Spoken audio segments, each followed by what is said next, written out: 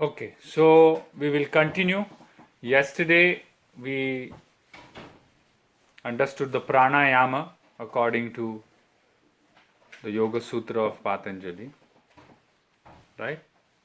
Pranayama is basically, as he says, controlling the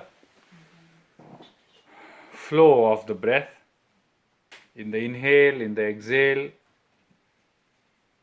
in different times. He says 4 times, 4 places you can restrain the breath. And then what happens when you master the pranayam? When you master the pranayam, the veil, the covering of the inner light is removed gradually. Now we come to the verse number 53 of chapter 2. Dharanasu cha yogyata manasaha. So let's repeat. Dharanasu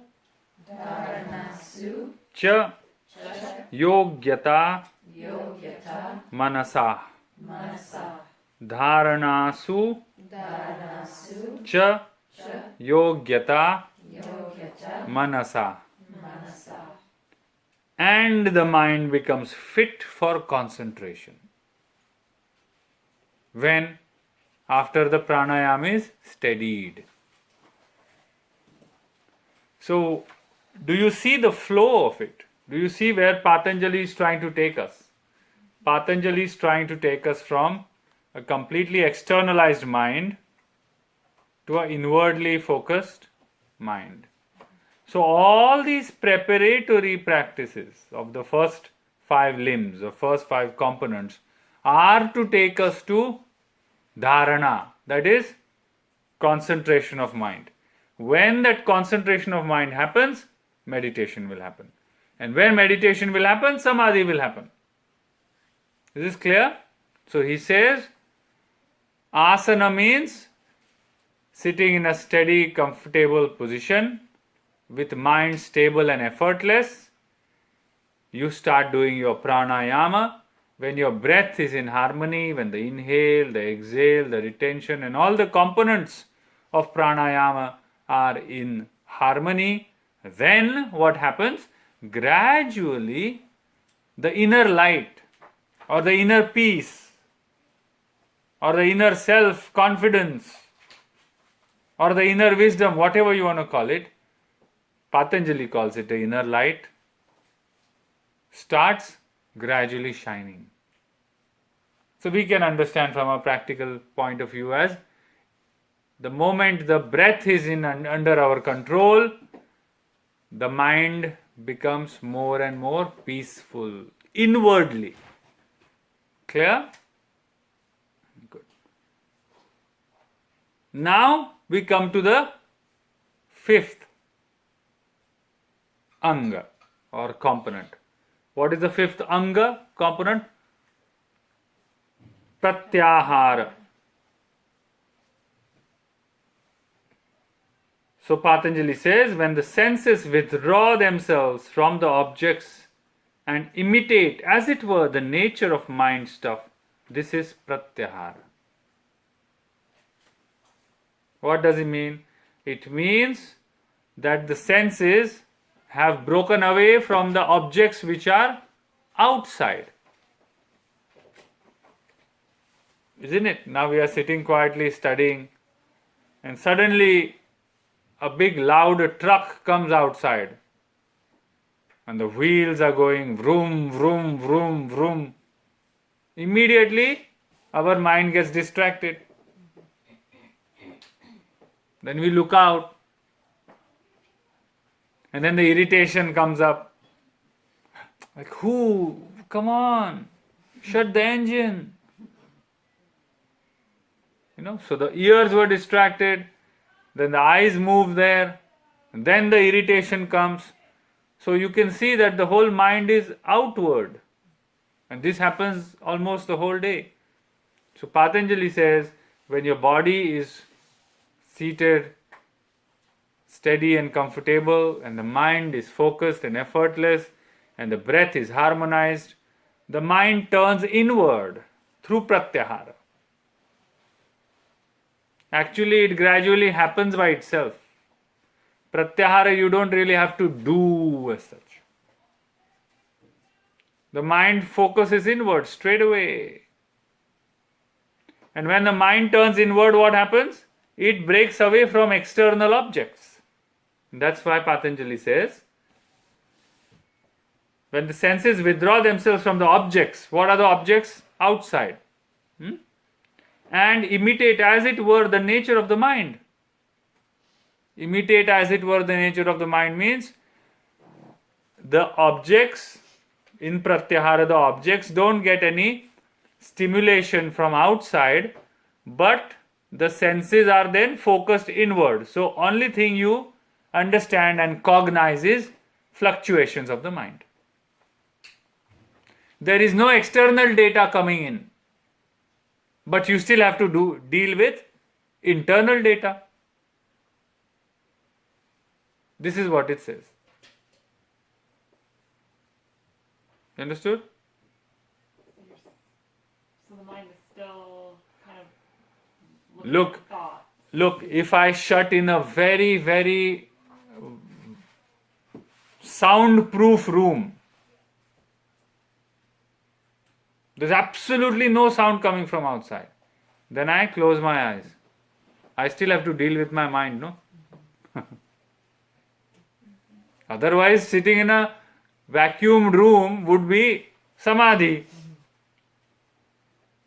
So, this is where yoga begins. So as you progress, like the sound is there and you recognize it, and then you distract from even looking at it, is a step. And then It's a step. yeah, so What would be a mature step from this? then not even hearing it. Not even hearing. You don't even register it. It happens many times. Huh? You are sitting at home watching a movie and then your partner comes in and you say, oh, I didn't even realize you came in. Because you were so involved, The mind was so one-pointed and you were so taken by that soap opera you were watching on the TV that you could not hear anything when somebody came in, when somebody was taking their supper and joined you. When the person came and sat next to you, oh, when did you come in? I didn't even realize, like this. Same thing happens with Pratyahara. So Pratyahara is not meditation. Pratyahara happens in our day-to-day life too. Like the other day, Carly and I was driving and we just passed the turn to come here. So that's also, you can say, kind of a Pratyahara, though all senses were not isolated. But still, we were so lost in our conversation that we forgot our direction. That is a very, very, very, very initial stage of Pratyahara. So just Pratyahara is eliminating of senses, the elimination of senses. Pratyahara is consciously not allowing the senses to get attached to the objects or stimulations outside. So you can say that. Pratyahara is restraining the senses from being stimulated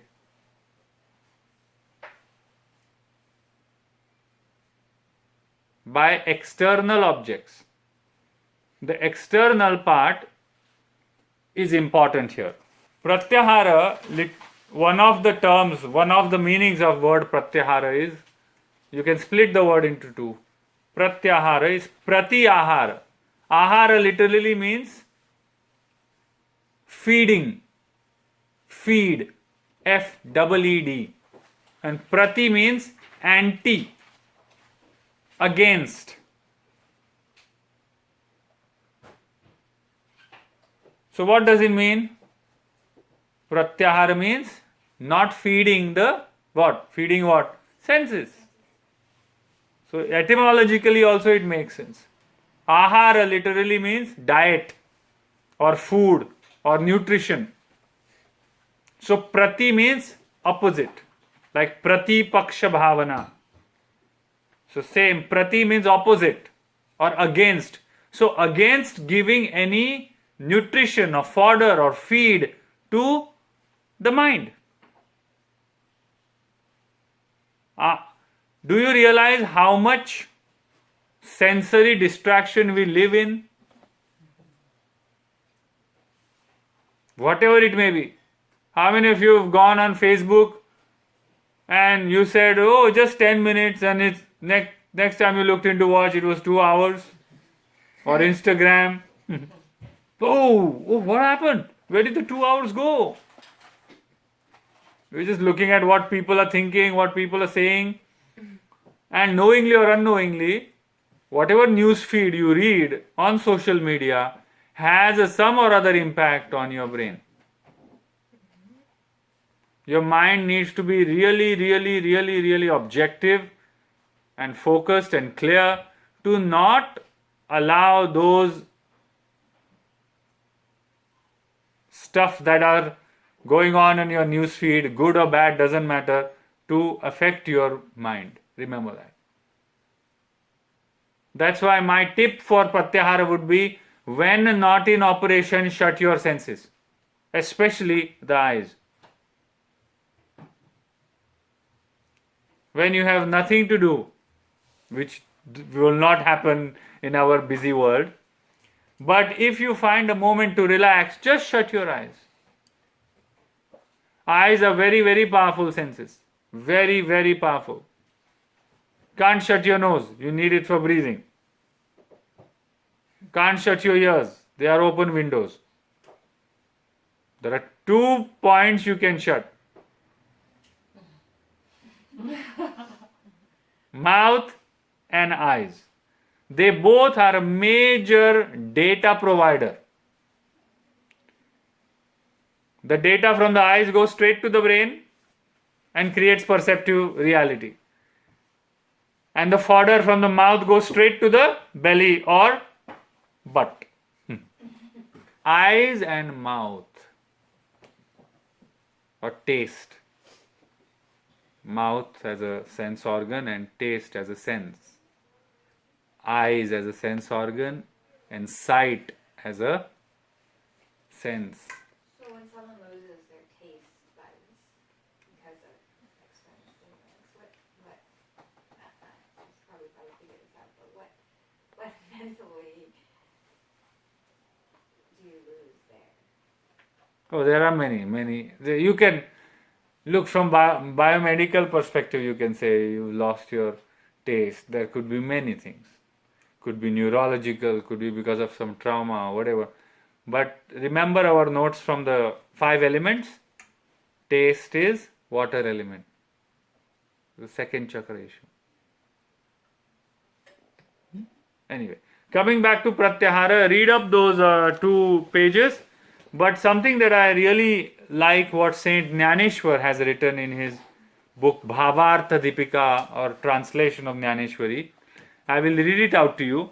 It will make a lot of sense, especially for those who are big on trekking and going on trails and walking in the mountains. Saint Jnaneshwar, in his translation of Gita, has given a beautiful passage about Pratyahara.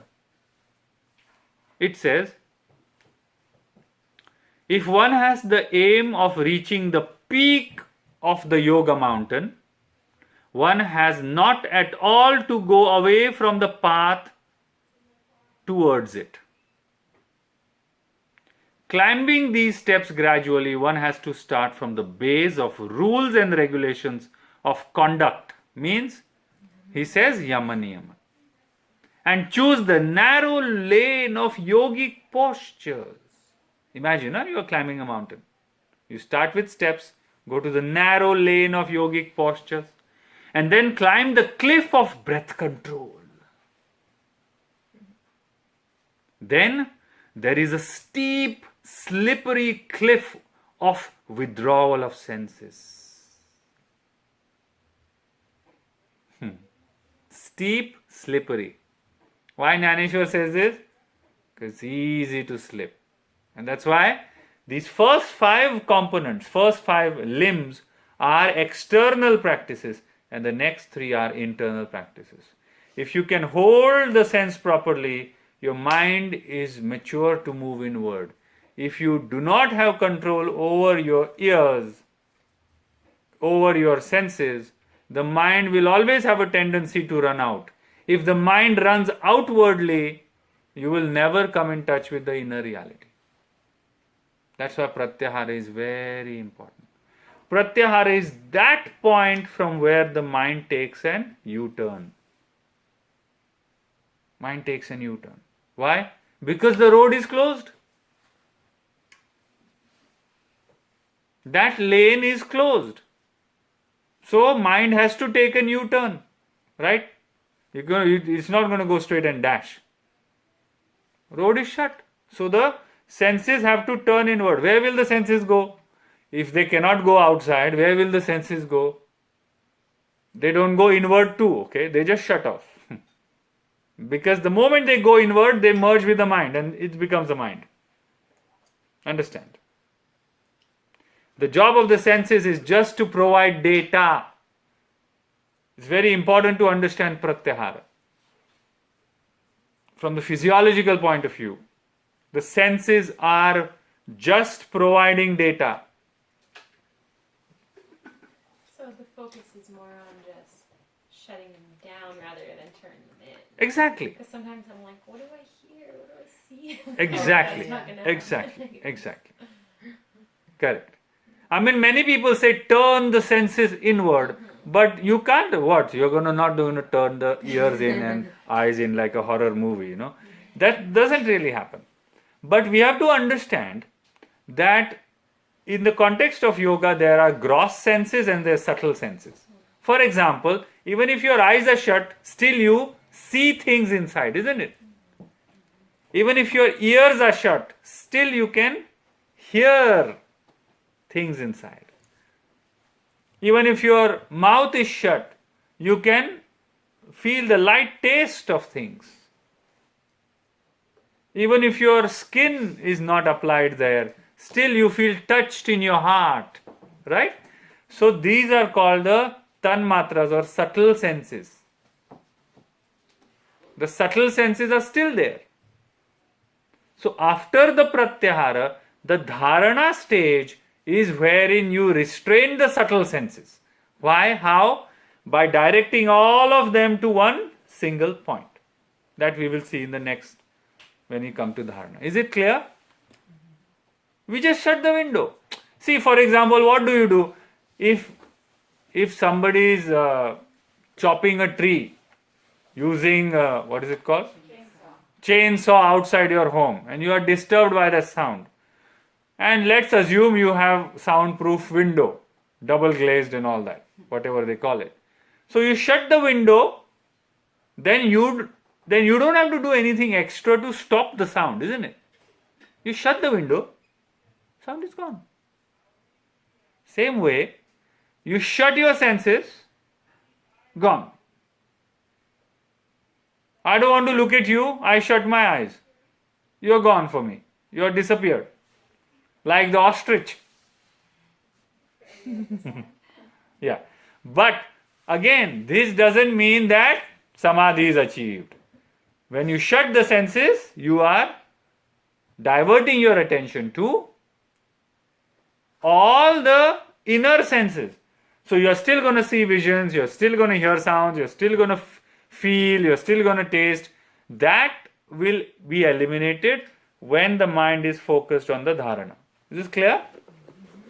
Now let's see how Jnaneshwar proceeds.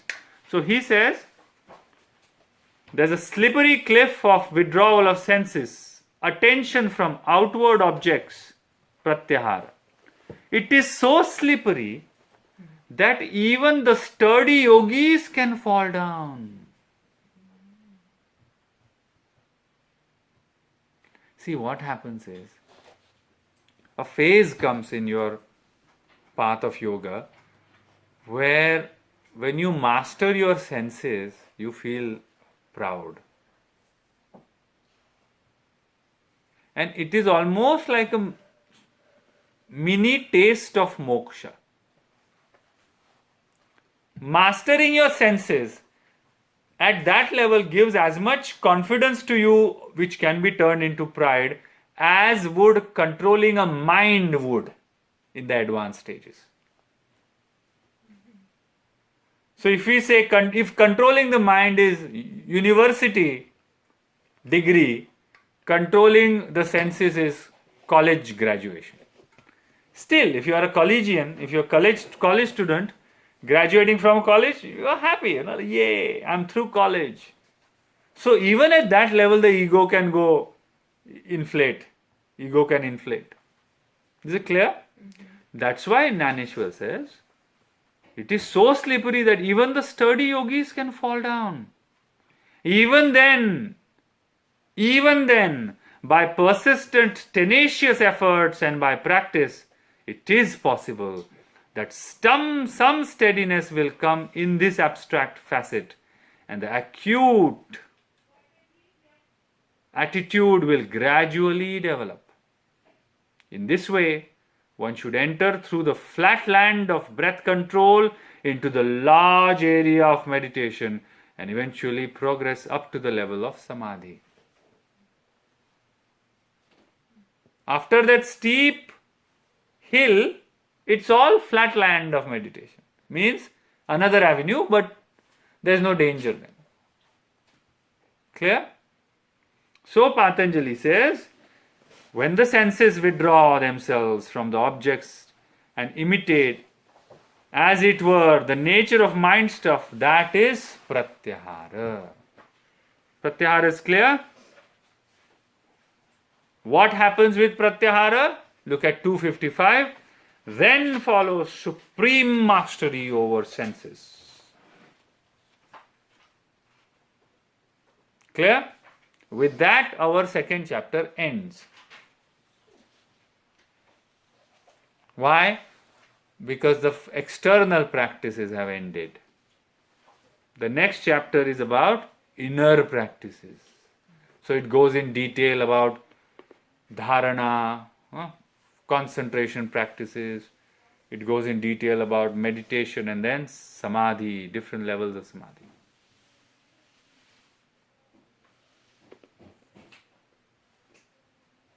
So look in your manual, page 157.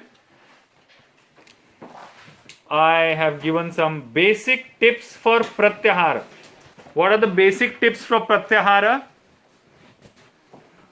Number 1, daily sadhana, not sadhana. Daily sadhana. Not once in a while or whenever I have time. Number 2, do not consciously overreact to situations. Do not create drama. This is very important. This is very, very important. Actually, this is basically, I have written in the manual, this is the kind of Pratyahara Hatha Yogis have been advised. Hatha Yogis have been advised Pratyahara absolutely in terms of senses. They say when there is acute or obtuse of any sensory stimulation, don't react. Means, for example, you're driving past the dump. Of course, it's not going to smell like some perfume, okay? And your windows are open, let's say. And you go, oh, it smells awful. Oh my goodness, what is that? Can't even breathe. Where's my deodorant? Oh, let's spray something.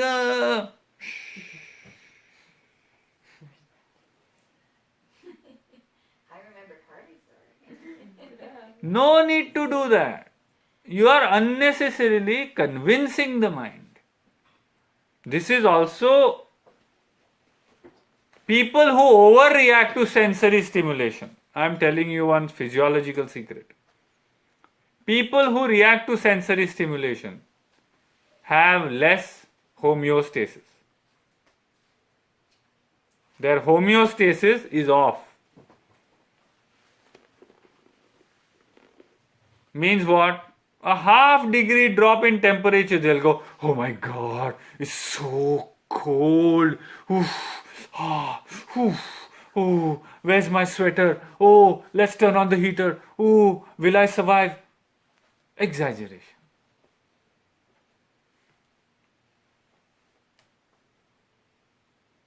So what do we do? You're driving past the dump. You inhale. Oh, I'm passing the dump. Okay. Don't react. Because it's a fact of life. And in next 2 minutes, you're going to go away from that stench.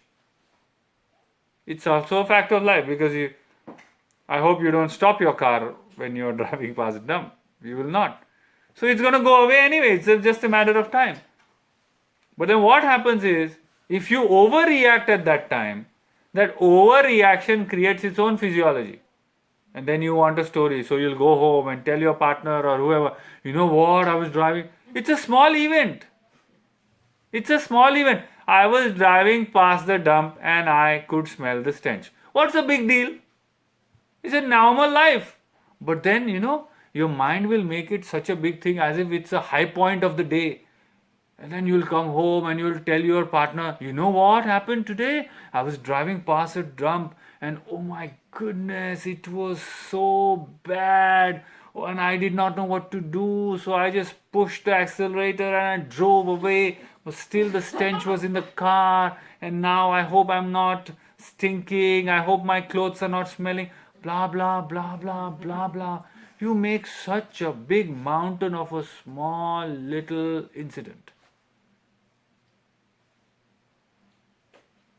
An incident that should just go past you registers a trauma in your brain.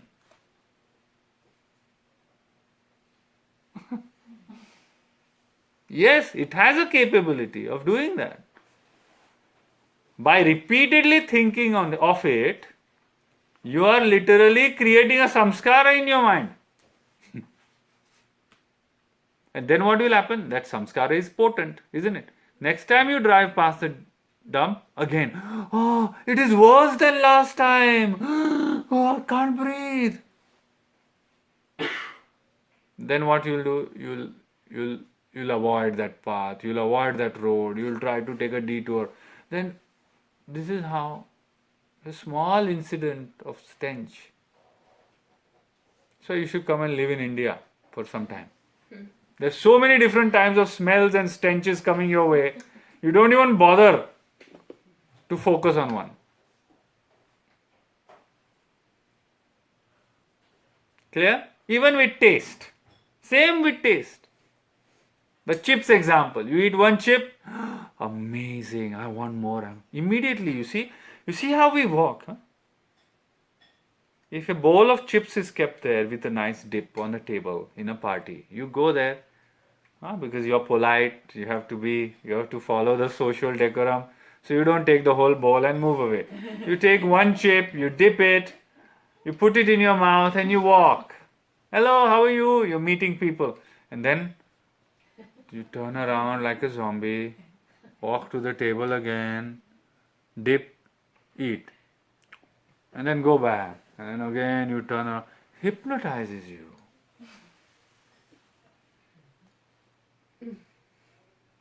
Remember. This is not even meditative sense control. This is practical life. There also we don't have a sense control. So forget meditative sense control. That is another. That's why practical life is a good gymnasium to train our senses. That's why I've asked you that last time. Last week I said 1 week stop something. Because those exercises of restraint, of moving away from senses, are going to, it will be the same lesson physiologically. So your body, mind can use that strength or empowerment derived by moving away from senses in the meditative aspect. That is why every religion, every spiritual path will have its own ways of fasting. Fasting has been given in every mystical tradition, every spiritual tradition. Christianity, Islam, Hinduism, Jainism, Sikhism, whichever ism you look at, all paths have some component of fasting. Why? It's not about fasting. It's not about creating a sense of lack. It's not about starving yourself. It's about moving away from the senses. In Islam, the senses are called the soldiers of Iblis. Iblis is the Satan, devil. Perhaps all Abrahamic traditions say that. Why? Why Satan? Why the devil? Because the senses will take the mind outward. When the senses take the mind outward, you are away from the divinity. Inner or outer doesn't matter. Clear? Second is moving consciously. Do not consciously overreact to situations. Do not create drama. Third, be an observer and not a reactor. So second and third points go together. Fourth, close the sense organs when not needed. Example, shut the eyes few times a day for a few minutes. You're watching a back-to-back movie marathon, 3 movies. Between 2 movies, take a break. Lie down, take those cotton swabs with which you remove your makeup, right? Take those, put them in nice cold water, put one cotton swab here, put one cotton swab here, lie down. Rest till the cotton swab dries. Then peel them out, watch another movie. That's why shutting the eyes is very, very, very important. Fifth, keep focus on the harmonious breathing when senses are overworked. When the senses are overloaded, just focus on the breath. Sixth, consciously reduce sensory overuse by going on gadget detox. Gadget detox.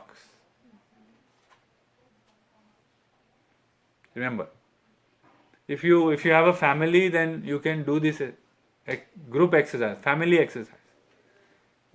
Gadget detox day. It's a very good exercise. Once a month, gadget detox day. Even the children should learn to be away from gadget. Nowadays what happens, children get bored. I have seen so many parents complain that we went to a beautiful place for vacation, but my child was playing his video game the whole time. He was not interested in museum, neither he was interested in sightseeing, nothing, no culture, nothing.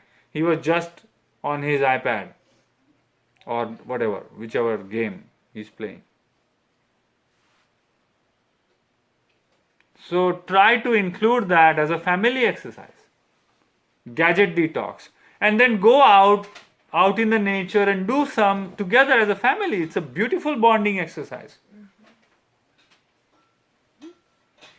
Then number 7, balanced diet, hydration, supplementation and rest are essential to maintain the inner harmony so that the senses are regulated. Now we know that if you're not feeling good, if you're feeling emotional, immediately we go to the senses. Alright? Immediately we lose our balance and we will overeat or overdrink or oversleep or whatever. Especially overeat. Emotional drinking. Now emotional drinking means what? The mental balance has slipped and you have taken to the senses. Why have you taken to the senses? To basically cheer yourself up. Nobody eats salad or celery when they are emotionally low. I have not met anybody who was feeling emotionally low and went and ate a celery. You will always go for chips, cookies, sugar. You know, we are all expert at that. So we know I don't have to tell us. Moving away. Hydration is important. Sometimes it's pure dehydration. Sometimes it's pure dehydration that makes us binge on this. So, Pratyahara is very essential. So, you see, the whole first 5 limbs are all working together. You should not separate them. I have heard this in many schools of yoga. First, we will finish with our yama niyama, then we will master our asana, then we start pranayama. Can't be like that. What yama niyama? You will master yama niyama when? 2 years. Impossible. So at least the first 5 have to move together as one. So on one end you are practicing yama, on the other end you are practicing niyama, you are doing your physical exercise, you are working on the breath, you are parallelly trying to control your senses. All has to. These first 5 are preparatory stages. Preparatory. If you don't do these 5 and immediately jump on meditation, what's going to happen? What do you think? What's going to happen if you skip these 5 and immediately attend a meditation retreat for 10 days? Nowadays they do Vipassana. Everybody is doing Vipassana, so everybody goes. And that Vipassana meditations are pretty intense and pretty real deal. 10 days of silence, no eye contact, limited food, and complete sense isolation. A person who doesn't know what to do when he is free for 5 minutes, imagine, it's a torture. That's why so many people run away from Vipassana in first 2-3 days, maximum people run away from the Vipassana retreats. Because it has become an in thing to do. It is Buddha's method. It's not easy to sit and meditate for 8 hours every day. Forget meditation. To sit for 8 hours itself. Forget meditation. That's why I keep saying meditation is not an act. Meditation is a state of mind. We need to know how to cultivate the state of mind and not just do the action. I will explain that to you tomorrow or later.